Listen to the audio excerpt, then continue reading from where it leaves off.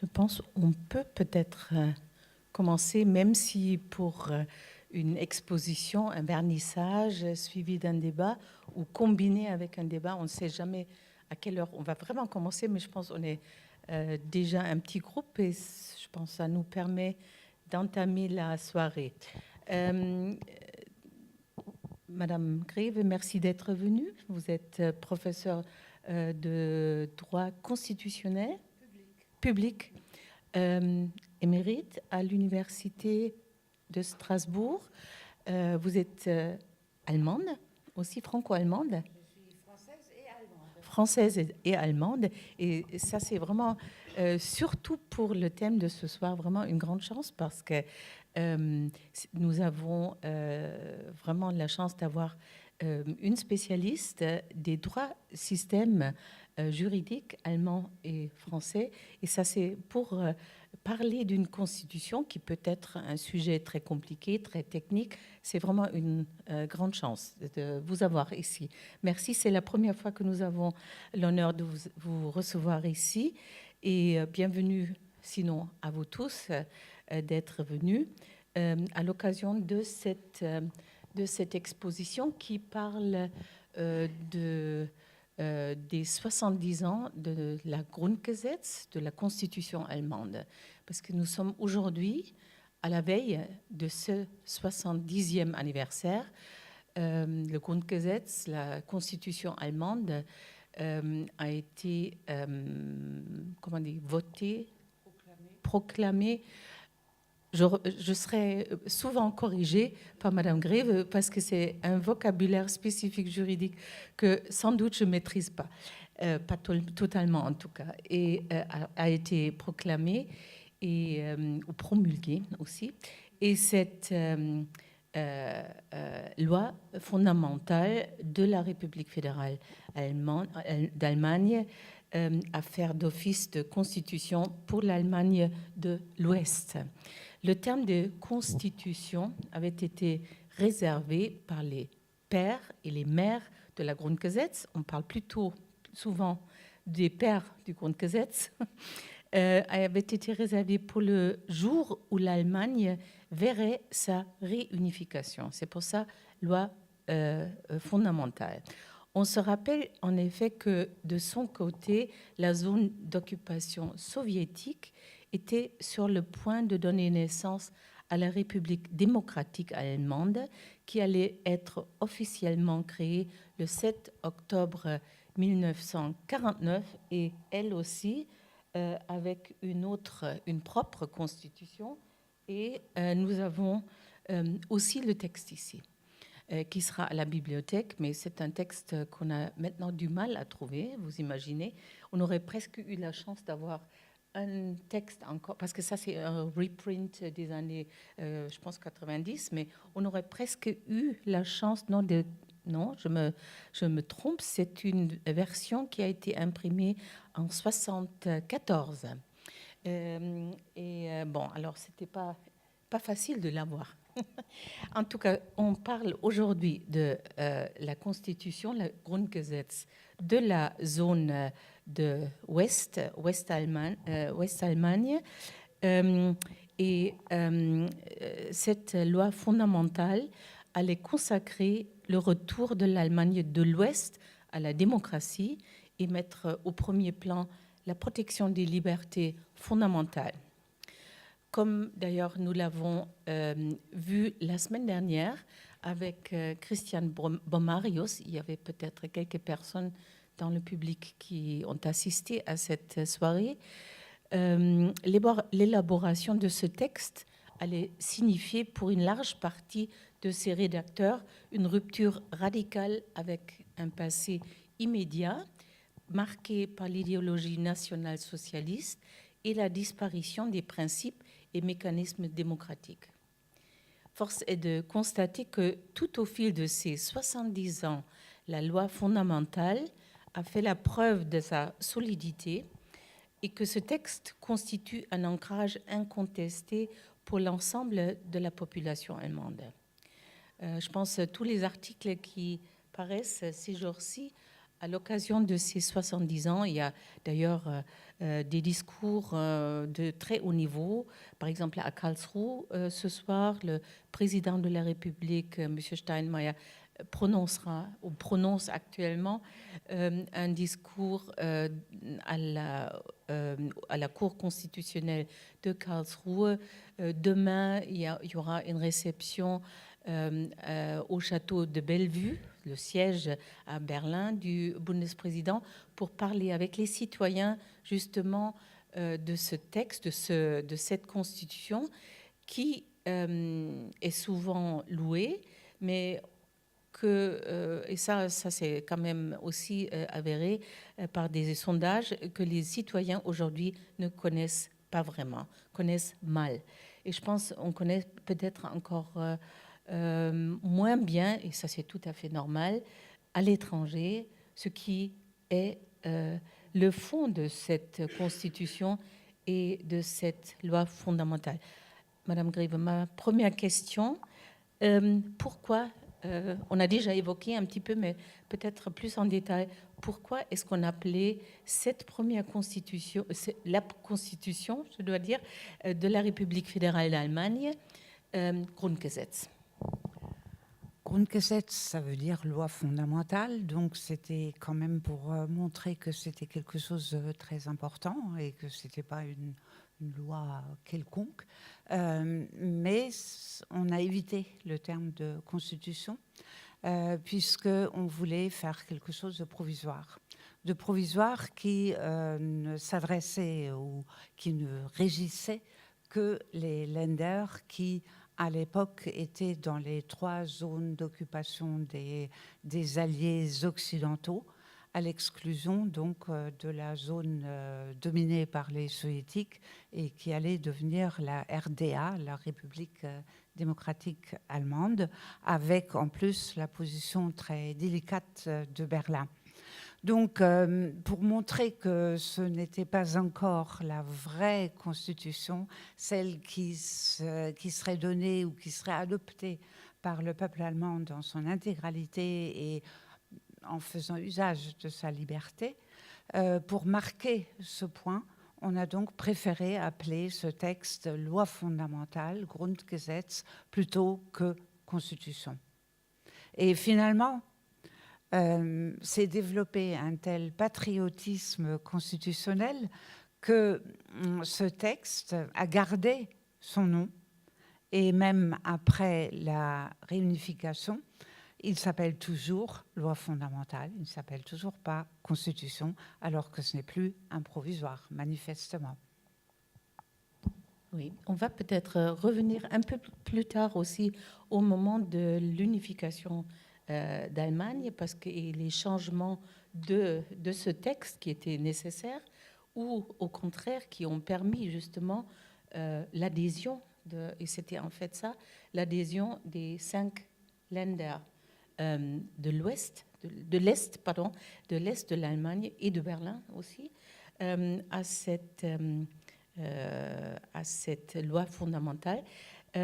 Mais peut-être on va parler de la période qui a commencé avec, en septembre 1948, avec le Conseil parlementaire qui a mis en place, disons, un cercle d'experts, si je vois bien, qui ont commencé à travailler sur la future constitution. Est-ce que vous pourriez nous rappeler un petit peu ce cadre historique avant la promulgation de ce texte?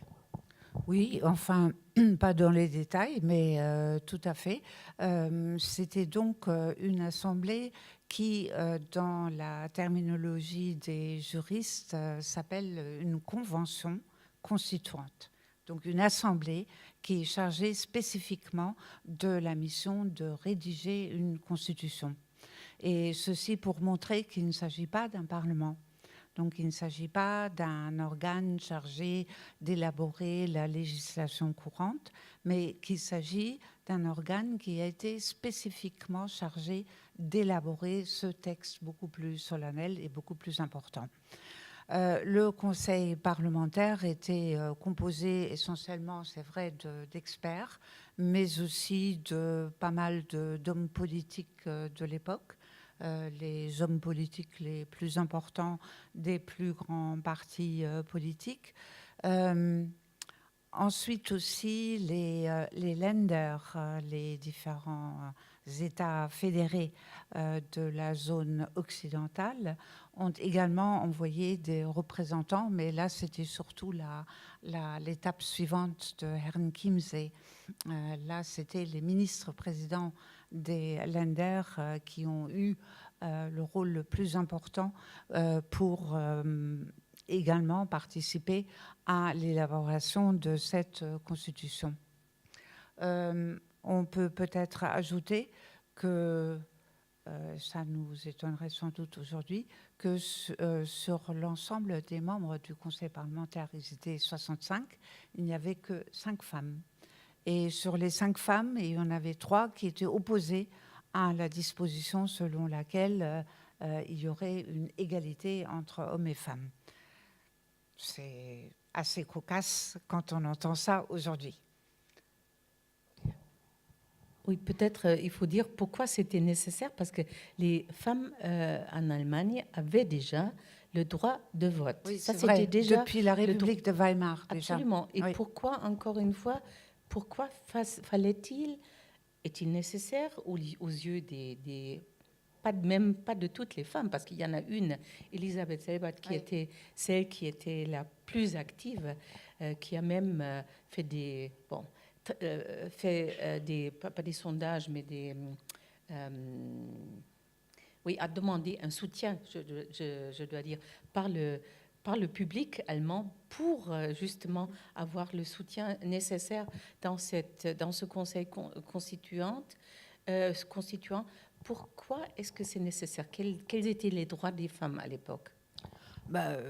Théoriquement, elles avaient le droit de vote, pas seulement théoriquement, pratiquement aussi, mais c'était tout. Donc il y avait une égalité politique, mais il n'y avait pas d'égalité civile. En droit de la famille, les femmes n'avaient pratiquement aucun droit. Je crois qu'elles ne pouvaient pas ouvrir de compte. Mais enfin, bon, c'était la même chose qu'en France. Là, on peut tout à fait faire le parallèle. En France, le droit de vote des femmes est venu plus tard, seulement en 1944. Mais il n'empêche qu'en 1948, à peu près, la situation était très semblable dans les deux pays. C'est-à-dire qu'il y avait le droit de vote, donc une égalité politique, mais pour le reste, une inégalité profonde, aussi bien en ce qui concerne la gestion de la vie de tous les jours que les actes les plus importants. Par exemple, la vente, une vente immobilière, impossible pour une femme d'accomplir ça toute seule. Et dans le domaine professionnel aussi, difficulté d'exercer des droits professionnels, encore que dans ce domaine, c'était peut-être plutôt plus facile en France qu'en Allemagne. Mais c'est parce qu'il y avait plus d'habitude, les femmes ont commencé à travailler plus tôt qu'en Allemagne. Mais ce n'était pas une question de droit, là, c'était une question d'habitude. Pour revenir encore une fois, parce que on a parlé du tout début de ce conseil parlementaire. C'était une initiative de qui? Qui a pris l'initiative de dire maintenant, en 48, septembre 48, il faut qu'on se penche sur un futur texte, sur un texte d'une future constitution. Qui a pris l'initiative? J'en sais rien. Je ne sais pas. Mais apparemment, le rôle des Alliés était très important dans tout ça. Ah bah oui, le rôle des Alliés était extrêmement important et les Alliés ont fait pression sur les Allemands pour adopter un certain nombre de principes qu'ils estimaient incontournables. D'abord, mais ils n'étaient pas d'accord entre eux, c'était ça le problème. Dès le début, il y a eu des conflits larvés entre les Alliés, les Américains étant beaucoup plus généreux vis-à-vis des Allemands que les Français. C'était les Français qui étaient les plus durs. D'ailleurs, à la limite, les Français ne voulaient pas d'État allemand. Ils auraient presque voulu une confédération ou quelque chose comme cela. Je ne sais pas si vous connaissez la différence entre une fédération et une confédération. Une confédération, c'est un ensemble qui est tellement décentralisé que les différents États qui composent l'ensemble sont eux les États. Et l'ensemble n'est pas un État, mais simplement, si vous voulez, une union, un petit peu comme l'Union européenne. Ça, c'est quelque chose qui ressemblerait à une confédération. Les États-Unis aussi, avant d'adopter leur constitution actuelle, étaient d'abord une confédération. Mais les confédérations, dans l'histoire, ont toujours vécu que très peu de temps parce que c'est une situation presque invivable, puisque les différents membres, les États, sont tellement forts et sont tellement indépendants que l'ensemble, l'Union, n'a pratiquement pas les moyens de subsister ou de s'imposer aux différents États. Et donc, les confédérations, dans l'histoire, ont été toutes très éphémères. Et c'est ce que, à l'origine, la France aurait souhaité pour l'Allemagne. Mais c'est là que les Américains et les Anglais aussi, mais surtout les Américains, s'y sont opposés et ont plaidé pour un fédéralisme qui ressemble davantage à celui qui avait existé en Allemagne sous l'empire de Bismarck, donc en 1871. Et en effet, la loi fondamentale reprend sur plusieurs points des principes qui avaient été adoptés sous cette constitution. Et en tout cas, elle est beaucoup plus décentralisée, beaucoup plus fédérale que l'avait été la constitution de la République de Weimar. Elle avait été beaucoup plus centralisante, si on peut dire. Peut-être on peut se pencher un peu sur l'architecture de cette loi fondamentale. La première partie, les premiers 19 articles sont très importants. Est-ce que vous pourriez nous expliquer un petit peu le rôle spécifique de ces droits fondamentaux et surtout aussi le rôle de l'article 1 qui est là, très grand, très visible. La dignité humaine. Die Würde des Menschen ist unantastbar. Oui, c'est donc la dignité humaine est inaliénable, elle est intouchable, elle est intangible. C'est en général ce terme-là qui est choisi en français. Elle est intangible. La dignité humaine, c'est une notion, c'est un concept qui vient de la philosophie, surtout de celle de Kant, et qui a été donc inséré dans cette loi fondamentale, ce qui a posé pas mal de problèmes parce que lorsque vous transposez une notion philosophique dans un texte juridique, il n'est pas du tout évident de savoir comment on doit l'interpréter. Kant n'était pas le seul philosophe et de toute façon, même Kant n'a pas donné des préceptes concrets et pratiques comment il faut concevoir la dignité humaine. Donc là, c'est assez difficile, mais c'était pour marquer l'importance du principe que l'homme en aucun cas ne doit être assimilé à un objet ou doit être maltraité ou méprisé. D'ailleurs, dans le préambule français, on a effectivement le terme de mépris de l'humanité. En ce sens, il y a là un développement assez parallèle.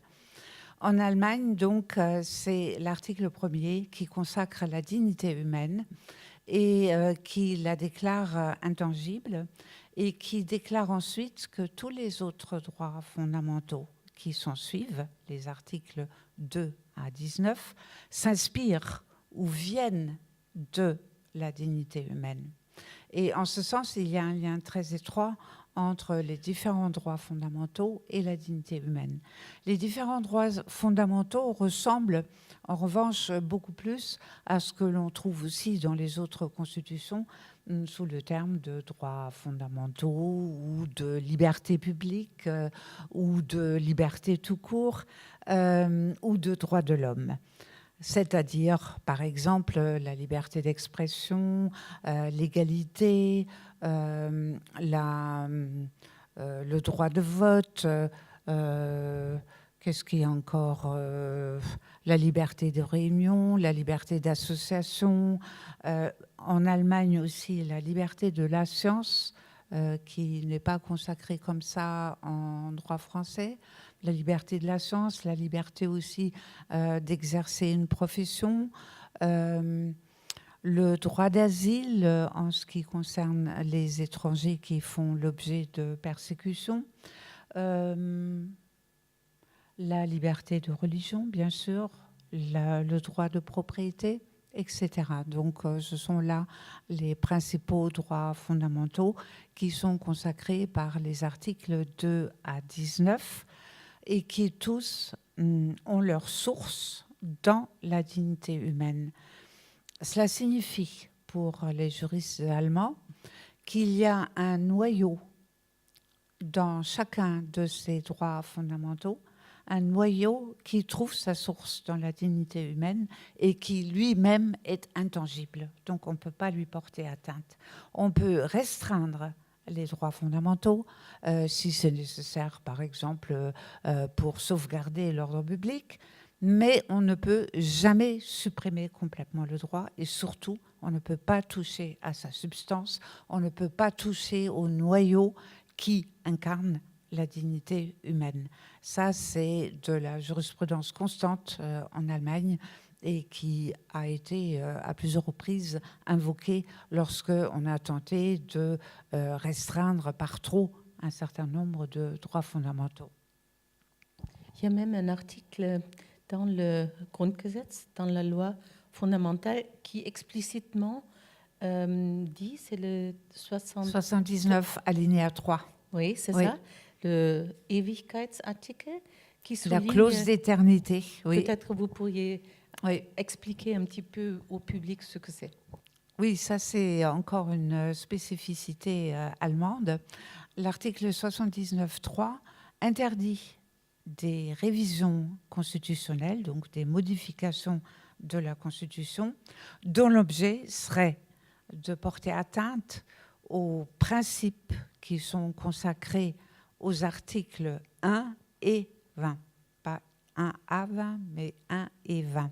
1, donc la dignité humaine, mais aussi dans l'article 1er, on a aussi le principe selon lequel les droits fondamentaux qui vont suivre sont du droit directement applicable, que le législateur, l'administration et la justice doivent les appliquer directement. Ça aussi, ça figure dans l'article 1er.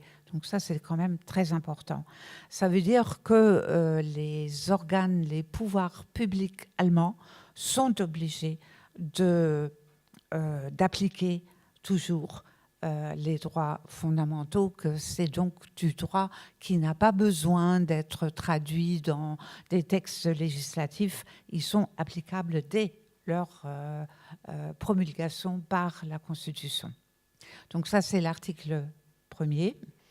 Celui-là, on ne peut pas lui porter atteinte, du moins pas aux principes qu'il fixe. Ainsi On ne peut pas le modifier non plus. On ne peut pas modifier les principes qui président à l'article 1er. Ça, c'est impossible. Et par exemple, modifier la dignité humaine est intangible, ça me paraît impossible. Ça, on ne pourrait pas le faire. L'article 20 est également un article très important, mais il se situe juste après les droits fondamentaux. L'article 20 consacre le principe de l'état de droit. L'état de droit tel qu'il est conçu, là encore, par les pères et mères de la Constitution en 1949. Vous voulez que si vous voulez, que je le cite et je vous laisse la parole tout de suite. La République fédérale est un État fédéral démocratique et social.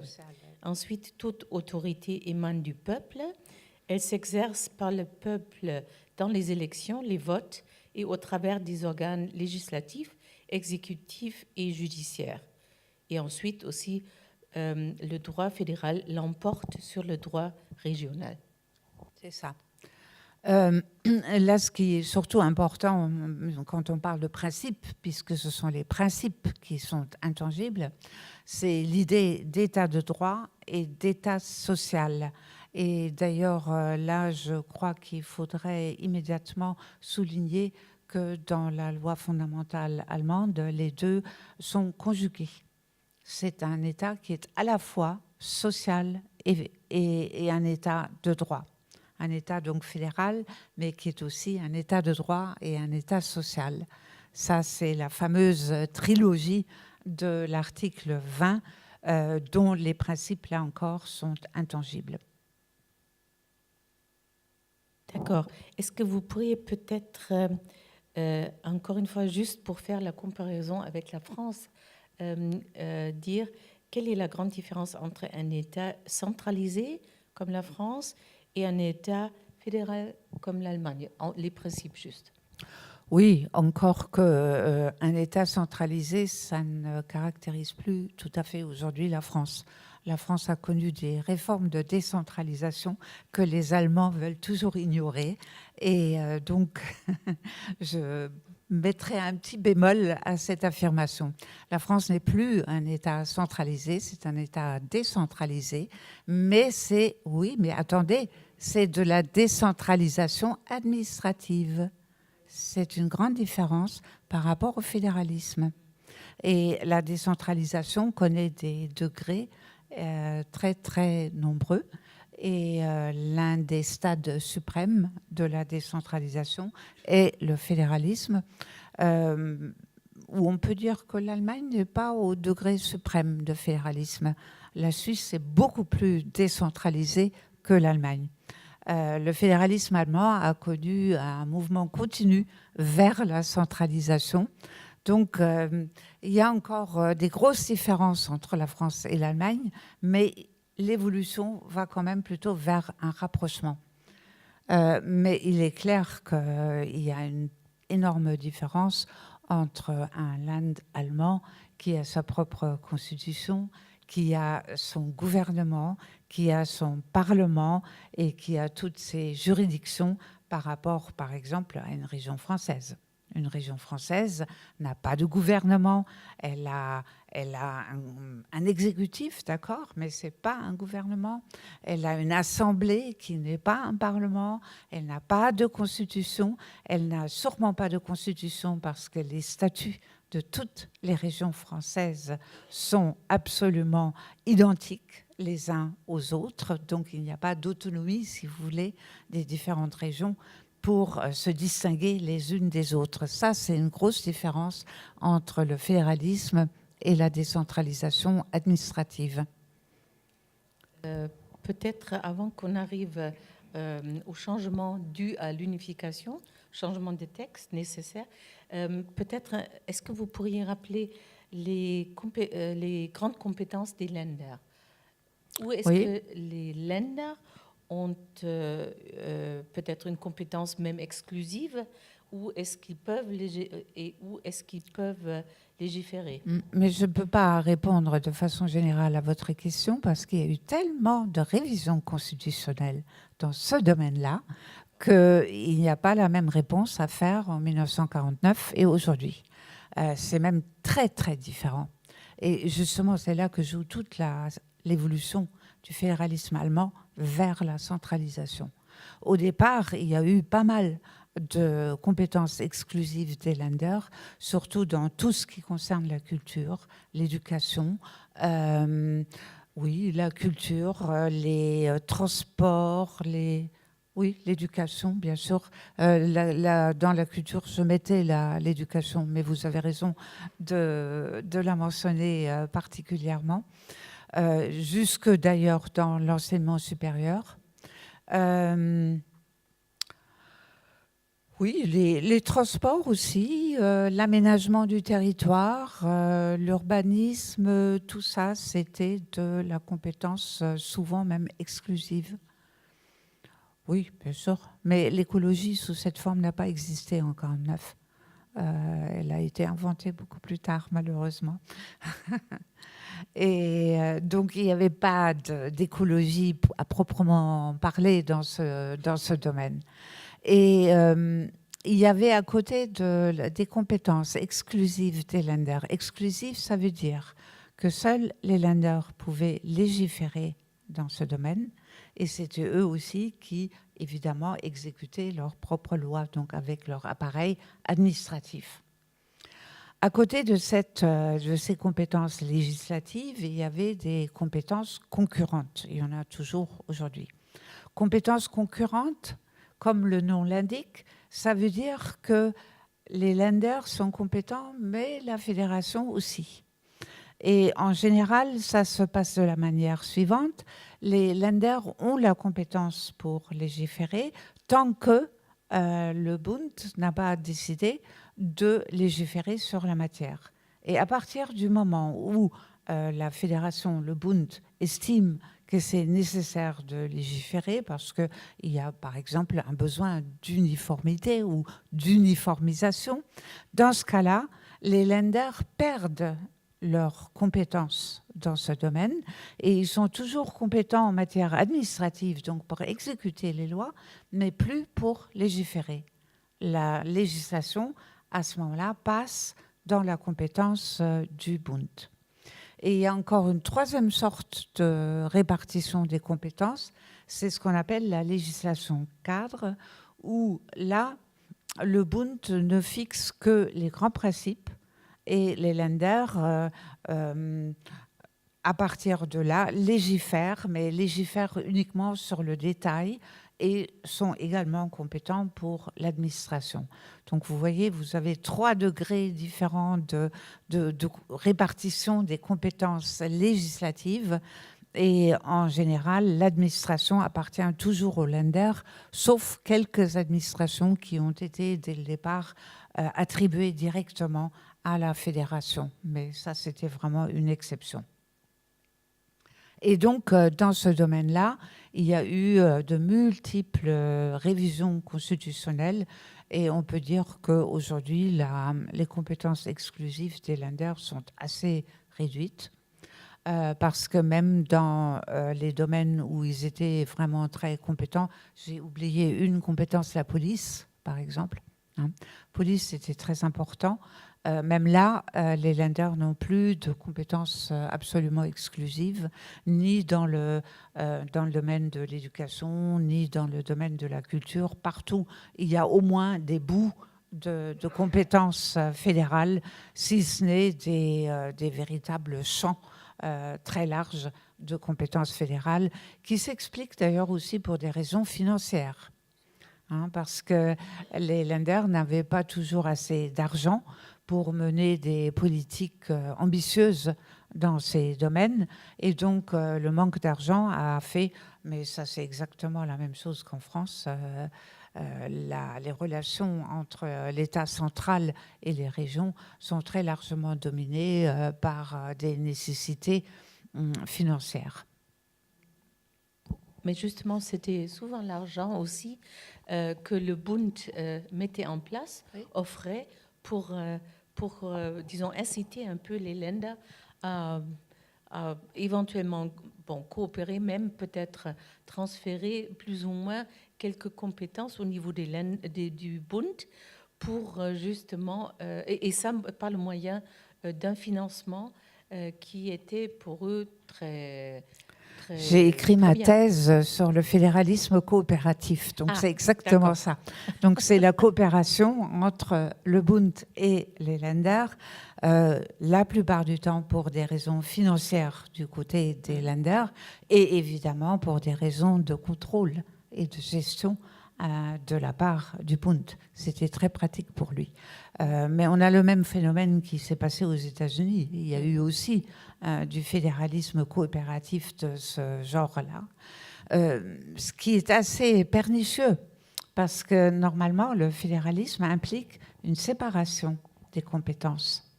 Et si vous avez une séparation des compétences, ça veut dire aussi que vous avez une séparation des responsabilités. Et si quelque chose ne marche pas, vous devez savoir à qui vous adresser. chez qui vous plaindre.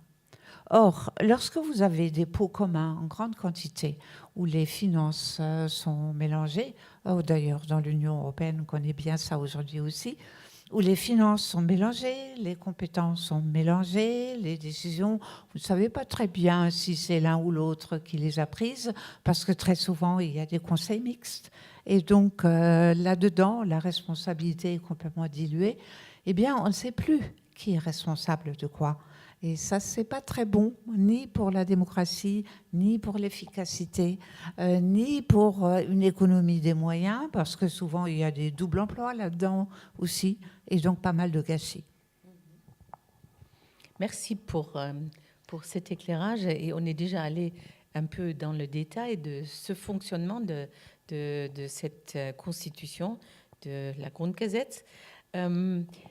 En tout cas, le 23 mai 1949, cette loi fondamentale a été proclamée et avec, en même temps, donné naissance à la Bundesrepublik Deutschland. C'était ça. Avant, il n'y avait pas d'État qui fédérait ces 11 Länder. Alors, à partir du 23 mai 1949, la Bundesrepublik Deutschland, dans la version occidentale, existait, commençait à exister. Elle a existé dans ses frontières et avec toute cette évolution que vous avez déjà mentionnée, telle qu'elle, grosso modo, jusqu'en 90. Et le grand changement, grand ou non, on peut dire, il y avait un changement nécessaire au moment de tous les événements suite à la chute du mur et au processus de l'unification qui ont dû, bien sûr, donner lieu à des réflexions comment maintenant modifier cette constitution pour bien accepter, pour bien intégrer cette partie de l'Est de l'Allemagne qui avait sa propre constitution jusqu'au 2 octobre 1990, en fait. Alors, quelles étaient les possibilités de faire face à ce processus qui se mettait en place après le 9 novembre 89, nach dem 9. November. Surtout deux possibilités. Et il y en avait une qui était la plus simple, mais qui n'était pas très, je dirais, peut-être pas très, très respectueuse de l'existence de la République démocratique allemande, c'était l'adhésion, et qui était prévue dans l'article 23 de la loi fondamentale. Dans l'article 23, il était dit que d'autres parties de l'Allemagne pourraient adhérer à cette loi fondamentale et donc à son application. Est-ce qu'on a le texte peut-être? Parce que c'est intéressant. C'est le texte. Il est là-bas. L'article 23 qui se trouve les deux. Il y a les deux versions. Il y a à droite, il y a l'ancienne, et à gauche, il y a la nouvelle. Parce que c'est un article intéressant. L'article 23, d'ailleurs, vous avez dans le petit cahier que nous avons fait toujours la traduction des articles que nous avons choisis, d'ailleurs, pour cette exposition. Et je peux dire que vous avez, Madame Grive, vous avez même travaillé beaucoup aussi à mettre en place pas ce cahier, mais la traduction de la loi fondamentale en français. Alors, on va peut-être prendre le texte de cet article 23, j'espère qu'il est dedans. La présente loi fondamentale s'applique immédiatement sur le territoire des Länder de Bade, Basse-Saxe, Bavière, Brême, Grand Berlin, Hambourg, Hesse, Rhénanie du Nord-Westphalie, Rhénanie-Palatinat, Schleswig-Holstein, Württemberg-Bade et Württemberg-Hohenzollern. Elle entrera en vigueur dans d'autres parties, donc pas déterminées, dans d'autres parties de l'Allemagne après l'accession de celle-ci. Donc ça, c'était... Là, on dit l'accession, on ne dit pas l'adhésion. Oui, d'ailleurs, je pense que c'est mieux de dire accession qu'adhésion parce que accession, c'est plus volontaire et moins contraint qu'adhésion. Adhésion, ça ressemble un petit peu à une absorption, alors que accession... Mais c'était comme ça que c'était ressenti aussi oui, par je beaucoup pense. de, Oui. beaucoup de personnes. Hein? Les deux ont été Les deux. ressentis, Ok. je crois, oui. Et donc, il y a eu une grande discussion et un grand enthousiasme qui a eu lieu tout de suite en 89-90 pour savoir comment donc la partie orientale de l'Allemagne allait rejoindre la partie occidentale. Et donc, il y avait des pragmatiques, je dirais, qui étaient peut-être un petit peu moins enthousiastes et qui disaient article 23, accession. Et donc là, il y en avait d'autres qui disaient « Ah, mais ça ne va pas du tout. Ça veut dire que les Allemands de l'Est n'ont rien à dire. Ils n'ont qu'à se soumettre à ce texte qui existe déjà. Et donc, ce n'est pas une accession, mais c'est une adhésion, c'est une absorption. » Et donc, ça a été très critiqué, cette solution. Et ces critiques-là ont justement mis l'accent sur l'existence d'un autre article dans la loi fondamentale, à savoir sur l'article 146. L'article 146, là aussi, l'ancien... Les deux panneaux bleus que vous voyez là, c'est l'article 146. Oui. La présente loi fondamentale cesse d'avoir effet le jour auquel entrera en vigueur la Constitution qui aura été adoptée par le peuple allemand libre de ses décisions. Autrement dit, le jour où les Allemands seront enfin réunifiés et seront libres de leurs décisions, il y aura une nouvelle Constitution. C'était un petit peu ça, la promesse de l'article 146. Et donc, ceux qui avaient critiqué l'accession de l'article 23 prônaient la procédure de l'article 146. Donc là encore, grosse discussion, enthousiasme et feu de la discussion. On s'est demandé notamment comment allait pouvoir entrer en vigueur cette nouvelle constitution. Est-ce qu'il faudrait un référendum ou pas? Est-ce qu'il y avait des limites ou pas, etc. Et puis finalement, le temps pressait.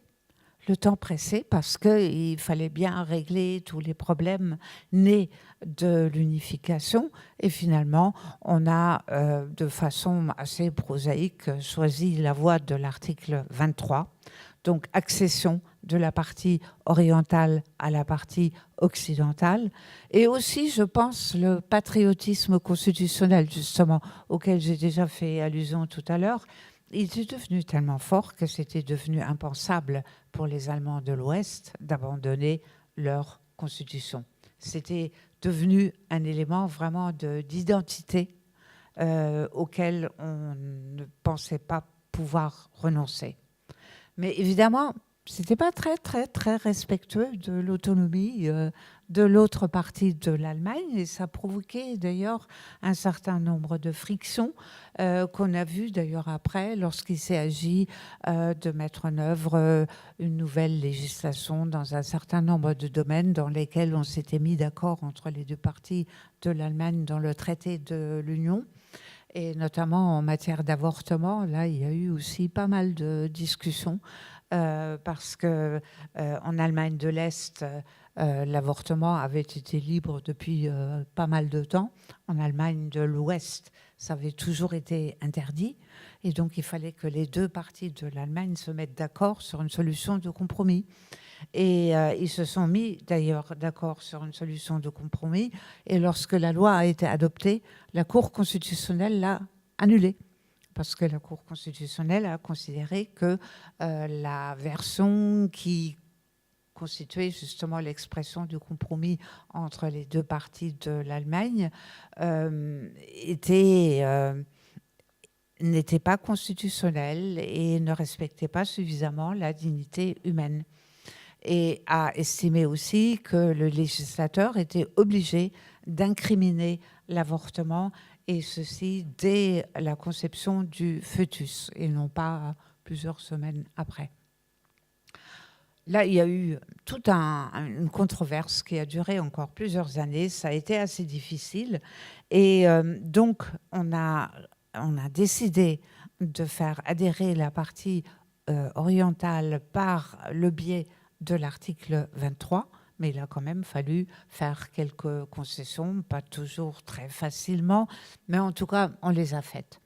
Et dans le vide qui a été créé par cet article 23, parce qu'il a été accompli en quelque sorte, donc il Il n'existait n'avait plus. plus de fonction. Donc on l'a abrogé, oui.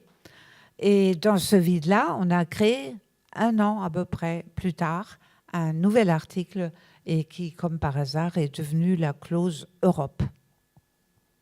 Mais ça, c'est quand même, je trouve, très bien. Symboliquement, Oui. j'aime beaucoup cette idée Tout à que fait. cet article a été obsolète et a fait place à cet article qui maintenant règle un petit peu les liens juridiques avec l'Allemagne et l'Europe. Et ça, c'est des Europa-Artikel. La seule chose qu'on n'a pas faite, parce que probablement on n'a pas vu exactement l'évolution, parce qu'on n'avait peut-être pas le courage non plus, on n'a pas supprimé l'article 146. Non seulement on ne l'a pas supprimé, mais en plus, on lui a donné une nouvelle version. On a dit que c'est l'article la 2. présente loi fondamentale qui, l'unité et la liberté de l'Allemagne ayant été achevées, donc après l'unification, vaut pour le peuple allemand tout entier, devient caduque le jour de l'entrée en vigueur d'une constitution adoptée par le peuple allemand en pleine liberté de décision. Qu'est-ce qui fait cet article-là ? Après, oui, je vois que vous froncez votre front, vous avez tout à fait raison. Qu'est-ce qui fait là, après l'accession de la partie orientale de l'Allemagne ? De quel droit une constitution prescrit-elle sa propre sortie de vigueur, pourrait-on dire, sa propre extinction ? C'est très curieux, ça n'existe dans aucune autre constitution. Probablement justement parce que pendant quelque temps, après l'accession de l'Allemagne de l'Est, on pensait encore faire une nouvelle constitution du peuple allemand dans son entier, mais on ne savait pas très bien comment, et notamment les questions les plus ardues, c'était référendum ou pas ? Est-ce qu'il y a des limites à respecter pour la nouvelle constitution ? Est-ce que, par exemple, la fameuse clause d'éternité va s'appliquer à la nouvelle constitution ou pas ? Je ne savais pas très bien. Et donc, finalement, on a laissé la version de l'article 146 après unification et on n'y a plus jamais touché, mais c'est un drôle d'article. Mais je pense qu'il montre bien justement l'ambivalence qui existait en 1990 au moment de l'unification. Parce qu'on ne voulait pas non plus exclure peut-être une future nouvelle, disons peut-être un conseil constituant, encore une fois, je pense. Sauf qu'on a soumis cette possible constitution à toutes les conditions existantes dans la loi fondamentale. Donc là aussi, on a récupéré la chose et pour la faire régir par le cadre juridique actuel. Donc c'est quand même assez bizarre. Je pense peut-être on peut s'arrêter là pour décrire un petit peu comment cette constitution, comment la loi fondamentale a passé ses 70 ans d'existence. Mais peut-être je voulais juste, avant de passer la parole peut-être au public pour quelques questions, demander en quoi pensez-vous, ou d'après vous, est-ce que cette constitution est vraiment moderne? Parce que je pense que c'est souvent quelque chose qu'on trouve comme qualification de cette loi fondamentale. On dit quelquefois, c'est la meilleure constitution qu'on puisse imaginer dans un cadre démocratique, bien sûr, et elle est très moderne. En quoi est-ce qu'on peut dire qu'elle est vraiment peut-être moderne? Eh bien, d'abord par son catalogue des droits fondamentaux. À l'époque, c'était tout à fait nouveau. En plus, le fait que ce catalogue figure en tête de la Constitution, là, il ne faut jamais négliger la valeur symbolique des textes. Ce n'est pas un hasard de savoir qu'on commence par ça. Par exemple, la Constitution française commence par la souveraineté. Ce n'est pas un hasard non plus. Ça lui va très bien, la France, alors que l'Allemagne, elle, commence par les droits fondamentaux. Et donc, le fait de placer les droits fondamentaux dans un catalogue très complet au début de la Constitution, ça, c'est quelque chose de nouveau et qui va inaugurer toute une tradition en Europe.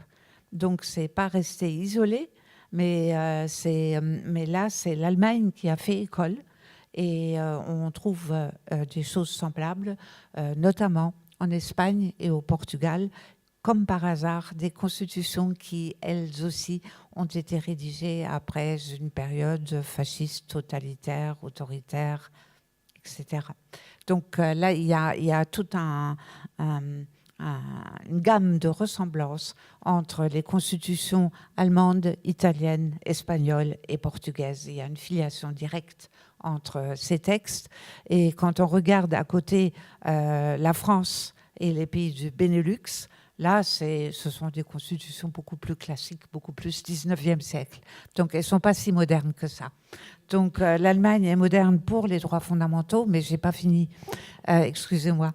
Il y a une autre chose qu'il faut absolument ajouter tout de suite, parce que les droits fondamentaux symbolisent en quelque sorte l'importance des droits des citoyens, donc de ce qu'on pourrait appeler le droit substantiel, un contenu de droit.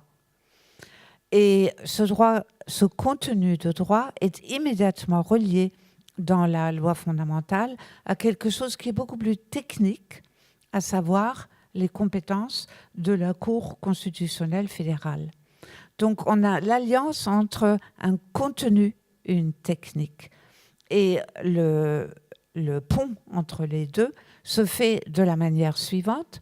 La loi fondamentale dit que tout Allemand peut se plaindre de la violation de l'un de ses droits fondamentaux.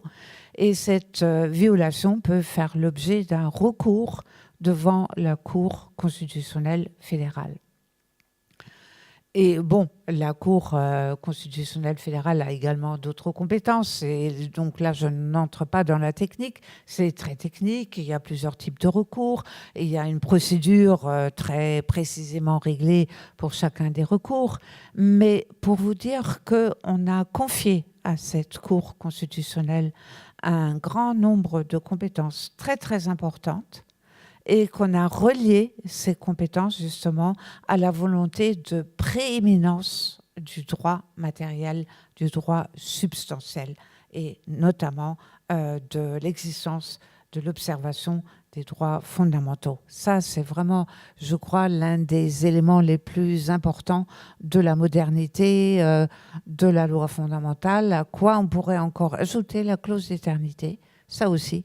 C'est un signe de modernité, c'est-à-dire qu'on ne peut pas tout changer, qu'il y a des choses qui sont soustraites à la loi de la majorité. Hein. La démocratie, ce n'est pas simplement la majorité. La démocratie, c'est aussi le respect de certains principes. Et on ne pourrait pas, par exemple, reconnaître le fait d'adopter, par exemple, par référendum, une nouvelle constitution qui ne serait pas du tout démocratique.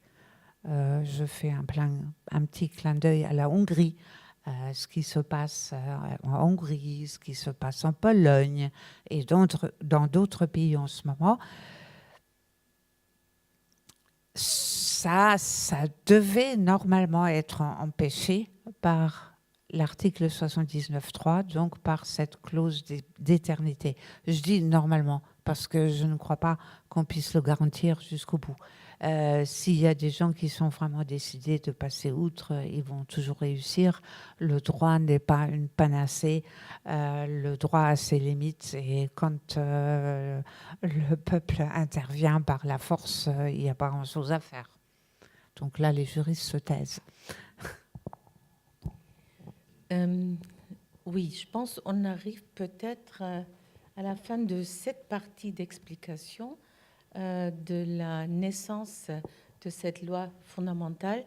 Mais je pense que ce qui était vraiment important, c'était le contexte historique et que ça se passait quelques années justement après la fin de la période nazie qui était, avec toute sa brutalité, avec l'extermination des Juifs, c'était quelque chose qui, en aucun cas, devait se répéter. Et je pense que cette idée de plus jamais ça, c'était sans doute la règle la règle fondamentale de cette constitution allemande. Je pense maintenant, on pourrait peut-être demander au public s'il y a des questions. Plusieurs. Dans l'ordre, c'est monsieur. Alors justement, il y a quelque chose que je ne comprends pas très bien dans ce qui vient de nous être exposé, parce que sur cette loi fondamentale, puisque d'un côté vous dites qu'elle est garantie contre des modifications, il y a des articles qui excluent certaines modifications imaginables, mais en même temps, l'article 146, là, qui est le dernier, précise qu'elle peut être abolie. Donc, si on l'abolit, ça ouvre la porte à toutes les modifications, non, me semble-t-il. Mais c'est exactement ce que je disais. Je disais que c'était paradoxal que d'avoir laissé subsister un article qui prévoit la propre mort de la Constitution, et surtout quand on a inscrit dans cette Constitution une clause d'éternité. Je suis bien d'accord avec vous. C'est parfaitement contradictoire à mon sens, mais c'est ainsi. Le droit n'est pas toujours logique.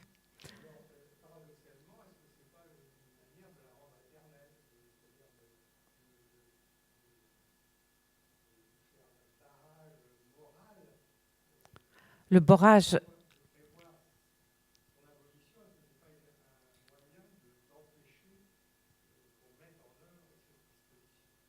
Je ne pense pas. Le barrage moral, de toute façon, a toujours existé. Enfin, il existe depuis très longtemps.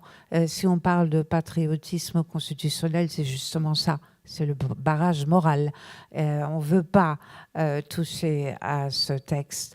Et ce barrage moral a été d'ailleurs tellement fort qu'aujourd'hui, on dit justement que si jamais on voulait élaborer une nouvelle constitution, elle devrait aussi respecter les limites inscrites à l'article 79.3.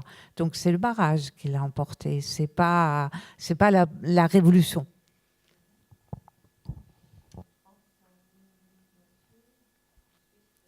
Bon, peut-être on passe là, ouais, comme ça, et ensuite monsieur et puis... Oui, je me rappelle qu'à l'époque de la réunification, il y avait un traité 2+4, Oui. les deux d'Allemagne et les alliés. Oui.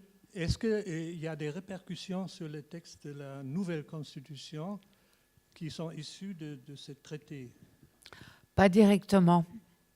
Pas directement parce que là, ça concernait d'une part la position de l'Allemagne en droit international.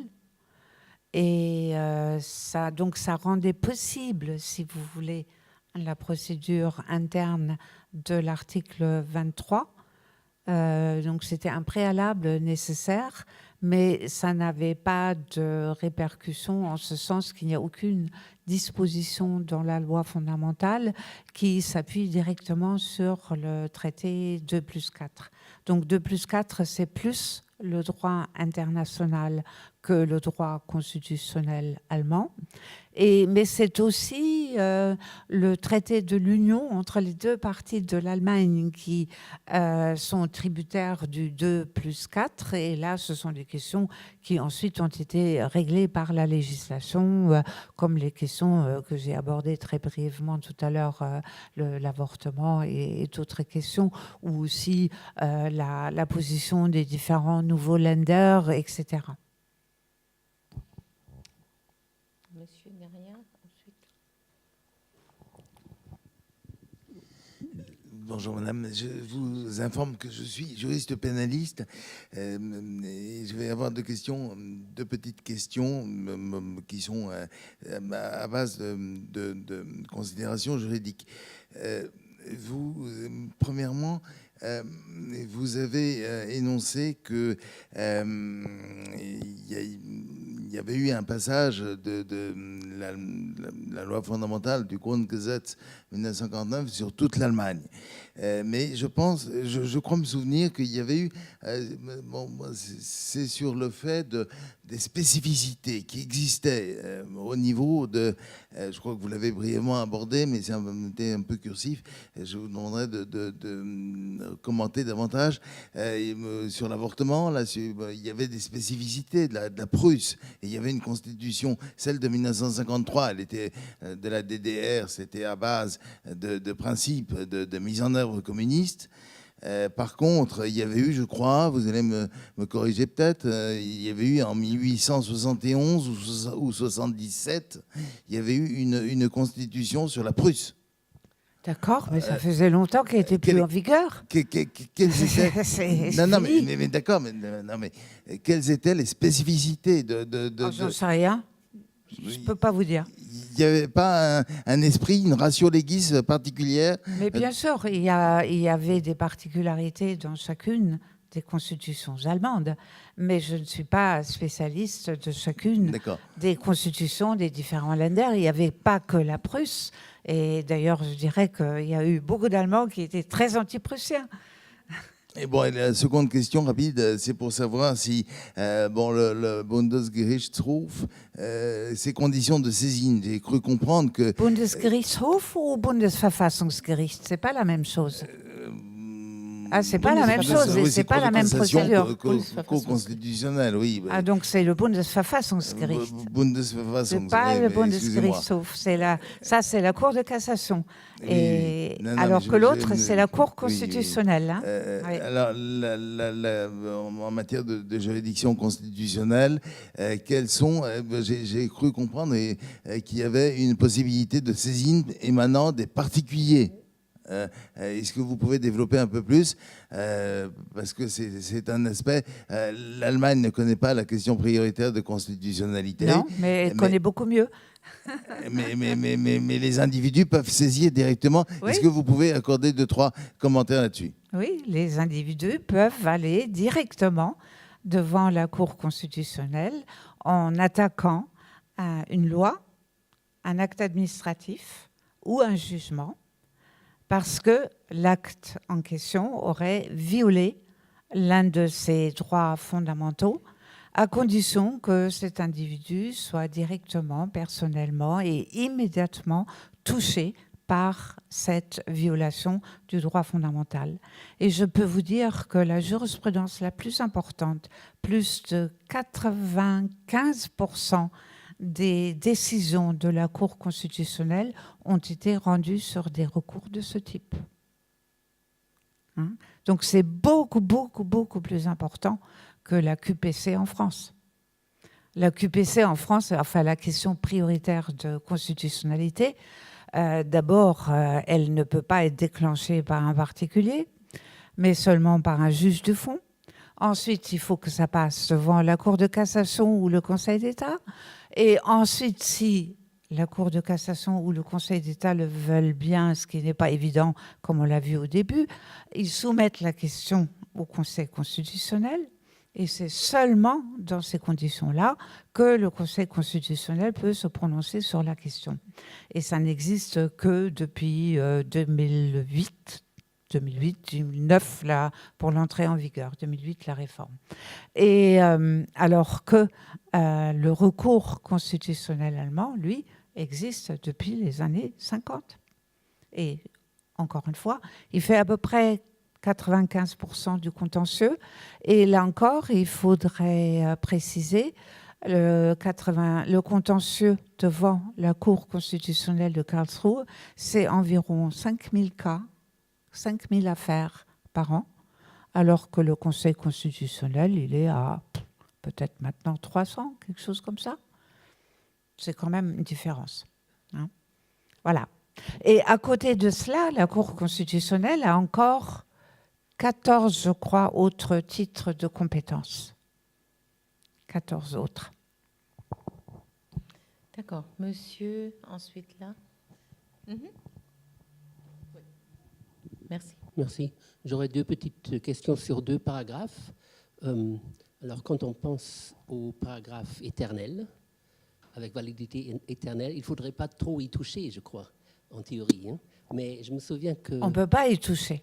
Mais je me souviens de l'article 20, on avait ajouté quelque chose. On avait ajouté un alinéa 24, je crois. C'est le droit à la résistance. C'est l'alinéa 4, oui. Hein. Oui. Et je me souviens, c'était mon premier semestre aux études. Il y avait beaucoup de manifestations contre, parce que ça faisait partie des Notstandsgesetze, n'est-ce pas, si je me souviens bien. Et je crois que le mouvement des étudiants pensait que le paragraphe ne permettait plus, par exemple, une république des conseils, une république, ou je ne sais pas. Hein. Peut-être vous pouvez un peu éclairer pourquoi on a ajouté ce 24 en ce moment-là.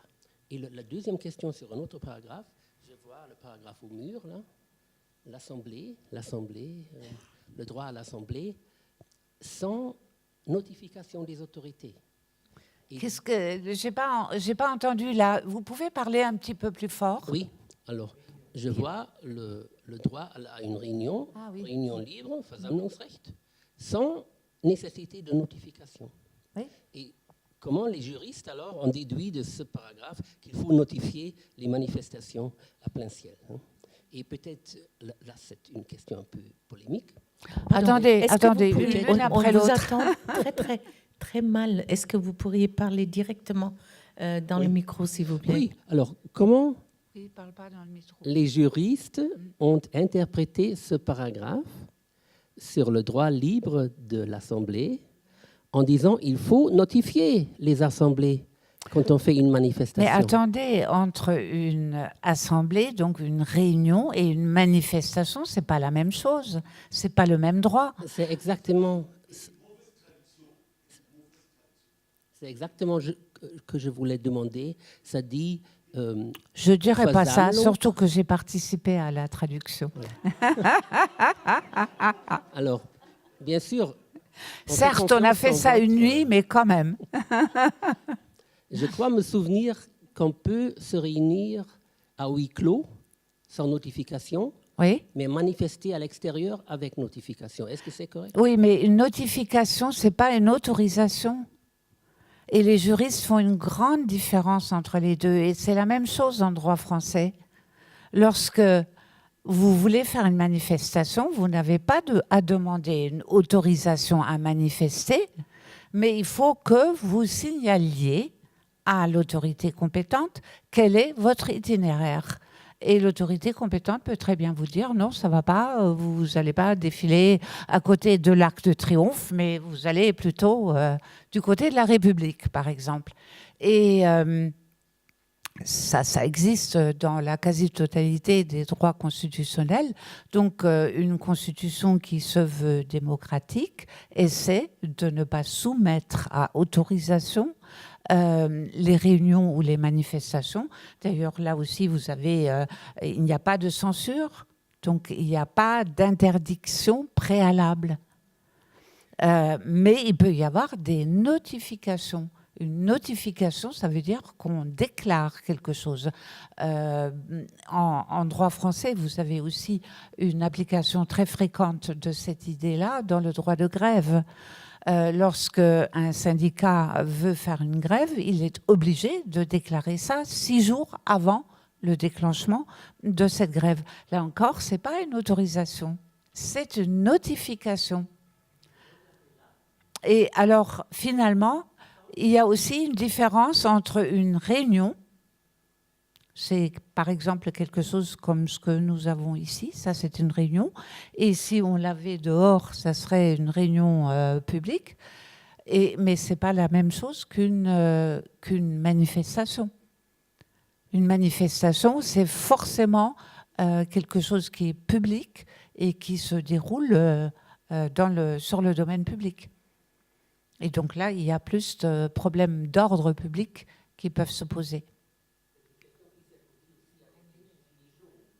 Oui, c'est pour ça que je parlais de la République et de l'Arc de Triomphe, bien sûr.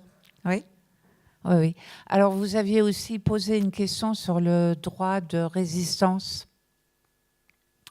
Le droit de résistance, il a provoqué pas mal de controverses quand on s'est demandé à quoi s'applique exactement la clause d'éternité. La clause d'éternité qui interdit donc de toucher aux principes inscrits aux articles 1 et 20. Cette clause-là, elle a été rédigée en 1949. Le droit de résistance a été ajouté bien plus tard. Et donc la question que les juristes se sont posées était de savoir si une interdiction formulée en 1949 pouvait s'appliquer à quelque chose qui a été introduit des décennies plus tard. Et d'ailleurs, la plupart des gens disent que non, c'est pas possible, que le droit de résistance n'est pas couvert par la clause d'éternité. Et je ne sais pas si vous aviez encore une question, parce qu'il y en avait plein. Et vous ne parliez pas assez fort. D'accord. Oui, bonsoir. Et merci pour la clarté de votre exposé et la clarté des questions de Madame Duyssen. Pour ma part, je ne suis pas juriste. Je poserai deux petites questions d'un point de vue peut-être un peu plus général. Ce sont des hypothèses que j'avance. Est-ce qu'on peut tenter un comparatisme des constitutions françaises et allemandes en soulignant peut-être le fait que la constitution allemande se centre sur une vertu morale, la dignité, et les constitutions françaises et plus générales parlent des droits de l'homme, de la souveraineté, et donc une serait plus d'inspiration morale, voire Kant, et l'autre politique. C'est une hypothèse, et je vous laisse bien sûr le soin de répondre. La deuxième question sera encore plus courte. Elle a trait à la perception de la Constitution dans chacun des deux pays, la France et l'Allemagne et la France. Ce qui me frappe, pour le peu que je connaisse l'Allemagne, enfin je crois la connaître quand même un peu, c'est que le concept même de Constitution me semble bien moins mis en question qu'en France. En France, c'est un sujet récurrent. On parle de la 6e République depuis des années et des années, et avant, il y en a eu 5. En Allemagne, pour l'instant, il n'y en a eu qu'une. Donc, la question, elle est la suivante. Est-ce qu'on peut considérer que l'orientation globale philosophique est différente de chacun des deux pays, fait que la Constitution prête le flanc à la critique nettement plus, notamment dans la période de postmodernité, avec le relativisme culturel en France qu'en Allemagne? Je serais pour l'essentiel complètement d'accord avec vous.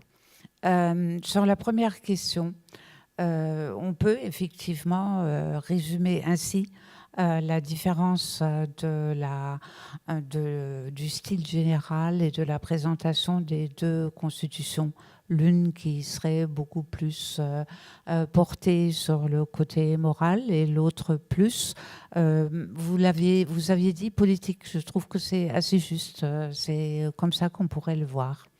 On pourrait dire aussi formel, mais ça revient un petit peu au même en l'occurrence. Donc là, tout à fait d'accord. Et ça me fait d'autant plus plaisir ce que vous dites là, c'est que ma spécialité, en fait, c'est le droit comparé, donc la comparaison des constitutions. Et je ne me borne pas à comparer l'Allemagne et la France, mais c'est toute l'Europe. Et je trouve que c'est absolument passionnant. Et c'est comme ça, c'est comme avec les langues. Plus vous apprenez de langues, plus vous comprenez votre propre langue. Et c'est exactement la même chose pour les constitutions ou pour le droit. Vous comprenez votre propre constitution beaucoup mieux quand vous en avez vu beaucoup d'autres. Et d'ailleurs, en même temps, je pense que ça nous rend plus tolérants, parce que trop souvent, on a tendance à croire que ce qui a été réglé de telle façon chez nous, que c'est ça qui est le mieux. Et malheureusement, d'ailleurs, je peux vous dire, pour fréquenter beaucoup professeurs de droit allemand et ils sont très nombreux à penser qu'ils ont la meilleure constitution du monde. Et ça, je trouve que par principe, c'est un mauvais point de départ. Même si c'est vrai qu'ils ont la meilleure, il ne faudrait pas en être convaincu.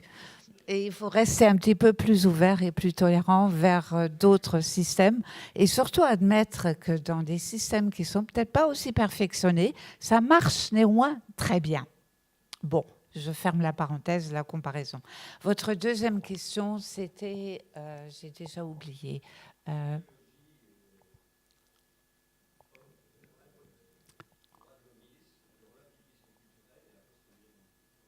Oui, ah non, vous parliez plutôt du changement de constitution. Moi, j'avais plutôt vu dans votre propos l'opposition entre une révision de la constitution et le changement de constitution.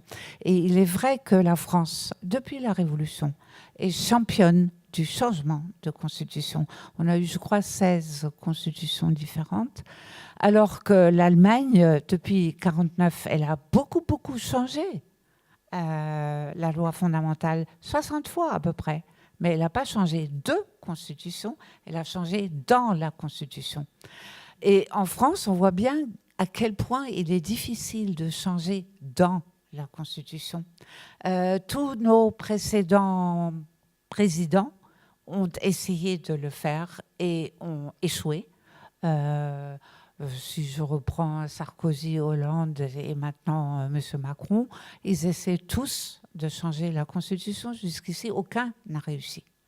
Et je ne suis pas sûre du tout, je suis même presque sûre que M. Macron ne va pas réussir non plus. Alors, est-ce que ça veut dire qu'il faut qu'on continue de rêver d'une révision ou est-ce que ça va encore alimenter la saga de on va changer complètement, on va tout chambouler parce que les Français adorent ça. Je ne peux pas vous dire, mais on voit bien effectivement cette tendance.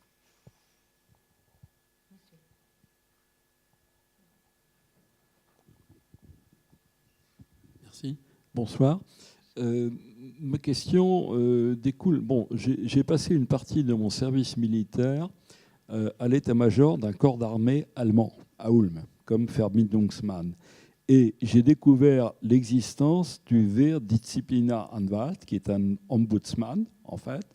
Est-ce que l'existence de cette institution très démocratique dans une armée, parce que je crois que nous n'avons pas forcément la même chose dans l'armée française, bon, il y a des raisons historiques, mais est-ce que ça découle des grands principes de la Constitution permettant aux citoyens, disons, de se plaindre d'une autorité, auquel cas, par exemple, une recrue n'est pas contente que le Spitz lui a enlevé sa permission ou quelque chose comme ça. Voilà. Ça fait partie du tout.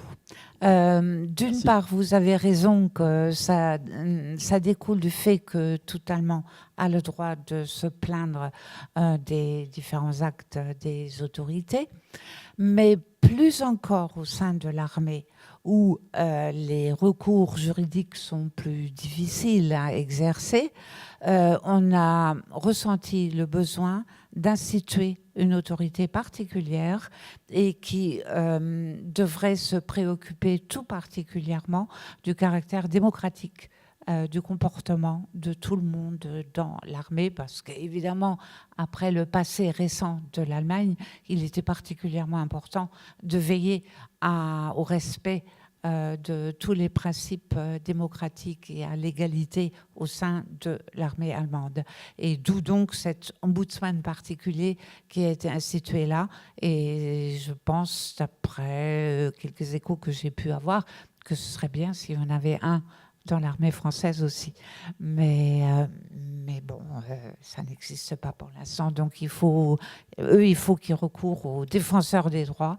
Et je ne sais pas dans quelle mesure ils se feraient l'écho de leur plainte. Mais c'est possible.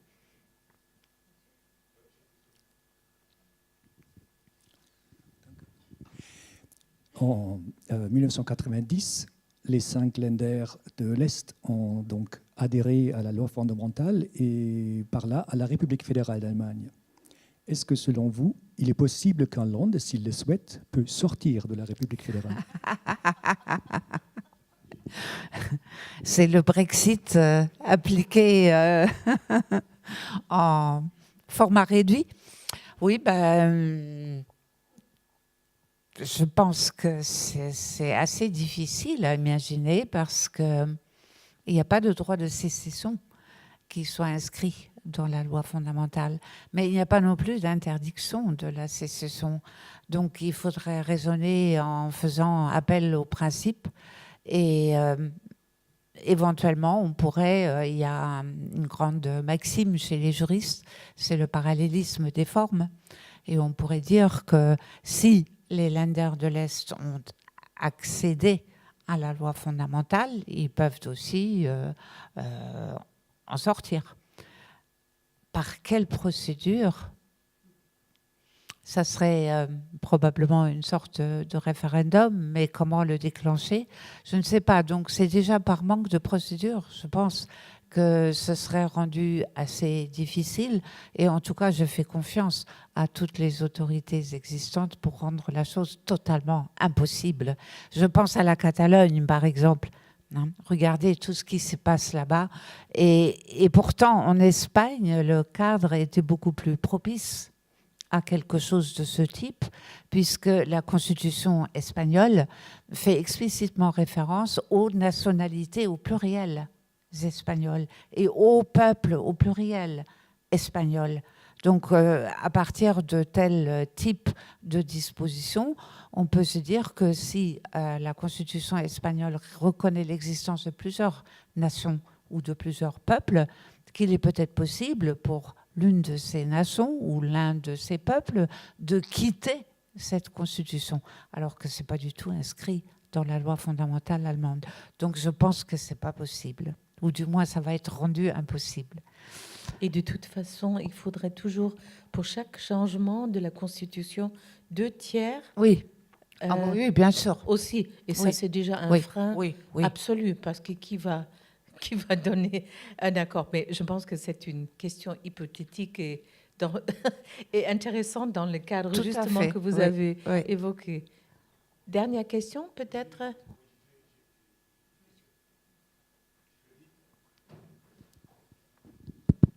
Merci les deux orateurs et merci aussi Madame la professeure Laysan pour cette communication. Alors, la question que Madame la modératrice vous a posée, la dernière question qu'elle vous a posée, c'était sur l'aspect de la modernité. Est-ce que vous pensez sur les instances internationales, c'est-à-dire qu'au niveau de la Commission européenne, l'instance de la Commission européenne, mais aussi des Nations Unies, parce que l'année dernière, on avait réussi à votre place les nouveaux secrétaires généraux des Nations Unies qui étaient à votre place et qui fait beaucoup de traductions de textes sur la loi. Beaucoup de traductions de textes, parce que lui, il est portugais, hein. Mais alors, il fait beaucoup de traductions sur les textes de la loi fondamentale allemande, mais aussi les textes aussi, français. Alors, la question que je vous posais, comment est-ce que vous expliquez que les instances internationales s'inspirent beaucoup de textes de la loi fondamentale allemande sur l'aspect de la traduction? Je n'ai pas bien compris votre question. Non, attendez. Je voudrais préciser pour voir si c'est ça. Vous me parlez à la fois du droit international et de la loi fondamentale. Est-ce que vous pouvez me préciser quel lien, comment vous le voyez entre les deux? Je n'ai pas bien vu où vous voulez aller. Non, mais avec le micro, s'il vous plaît. Okay, merci. Non, alors, c'est plutôt l'inspiration. Comment expliquer que les instances internationales, c'est-à-dire qu'au niveau de la Commission européenne, mais aussi des Nations Unies, s'inspirent beaucoup, ou lisent beaucoup, ou traduisent beaucoup les textes de la loi fondamentale allemande? D'accord. OK. Je pense que justement, la loi fondamentale et plus généralement le droit constitutionnel allemand sont devenus une sorte de modèle qui rayonne en Europe et dans le monde entier. En Europe, ça c'est très clair, parce qu'on voit bien que dans beaucoup de litiges qui ont eu lieu entre des juridictions constitutionnelles et les instances européennes, les différentes cours constitutionnelles se sont très souvent inspirées de la jurisprudence allemande. Et très souvent, d'ailleurs, dans leurs décisions même, ils se réfèrent directement à ce qu'a dit la Cour constitutionnelle allemande. Et c'est valable dans une certaine mesure pour des instances mondiales, encore que je n'irai pas trop loin non plus, parce qu'il est vrai qu'on ne peut pas faire tourner le monde entier en quelque sorte à l'heure allemande. Il y a plein de cultures et plein de systèmes juridiques dans le monde qui font qu'on ne peut pas appliquer ce type de modèle à tout pays ou à toute situation. Ça serait totalement impensable, je crois. Mais là où l'Allemagne est très souvent citée, c'est quand ça concerne l'état de droit. Parce que dans ce domaine, la jurisprudence allemande est particulièrement sophistiquée et a gagné une sorte de rang de modèle dans le monde entier. Voilà. Et donc, en ce sens, oui, effectivement, les instances internationales s'y réfèrent. Mais c'est parce qu'elles le veulent bien, hein. Elles ne sont pas obligées. Oui, non, je crois que c'est très important de le souligner, que là, il n'y a pas d'impérialisme allemand. C'est fini, ça. Heureusement. D'accord. Est-ce qu'il y a plus de questions? Une toute dernière? Encore? Oui? Non. D'abord, madame, parce que jusqu'à maintenant, il n'y avait aucune voix féminine parmi les questions. On va la privilégier.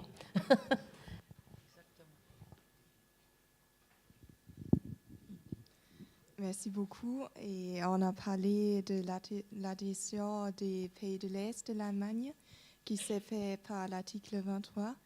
Et je me suis demandé comment s'est fait l'adhésion de la Sarre, ce qui est fondement textuel.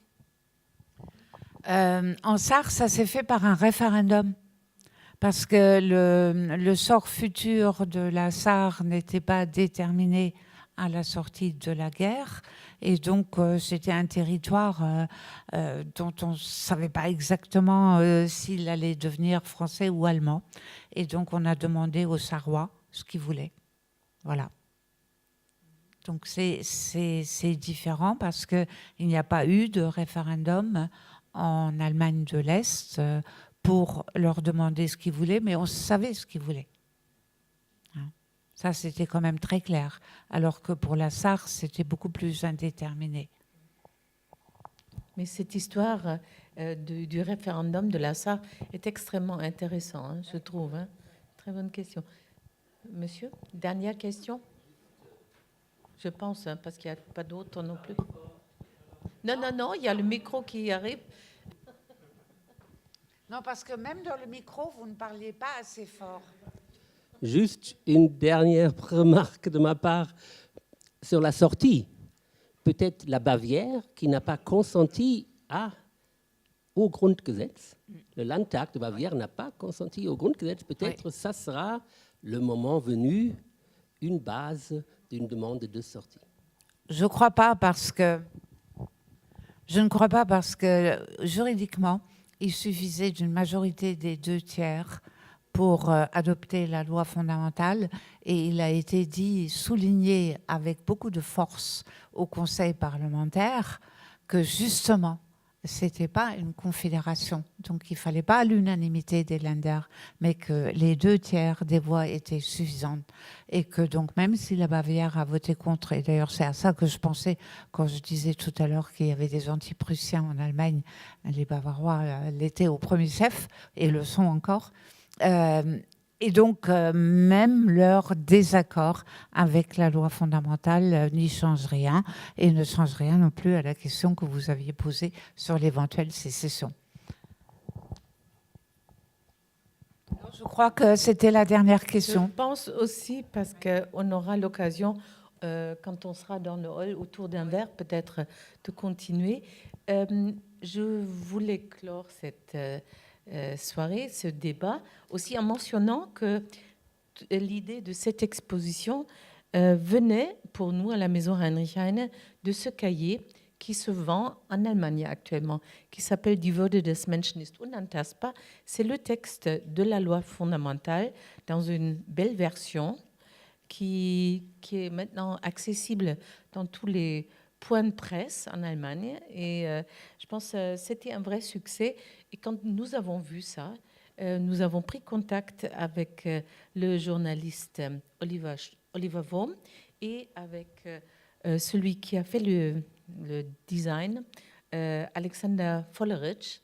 Et eux, ils nous ont donné le droit de faire cette exposition qui est dans ce sens unique. Et je voulais le mentionner, et en remerciant les deux personnes citées, Alexander Vollerich et Oliver Wurm, de nous avoir donné la possibilité de faire cette exposition.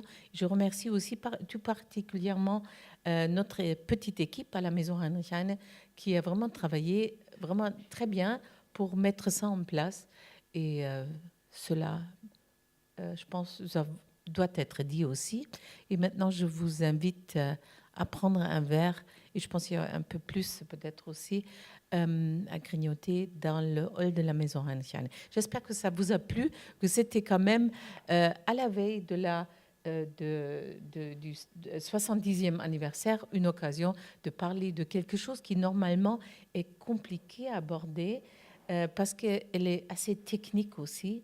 Et la matière juridique est souvent technique, mais je pense que le contexte de la loi fondamentale permet quand même d'évoquer beaucoup de points qui rendent cette constitution plus compréhensible aussi vue de Paris. Merci beaucoup.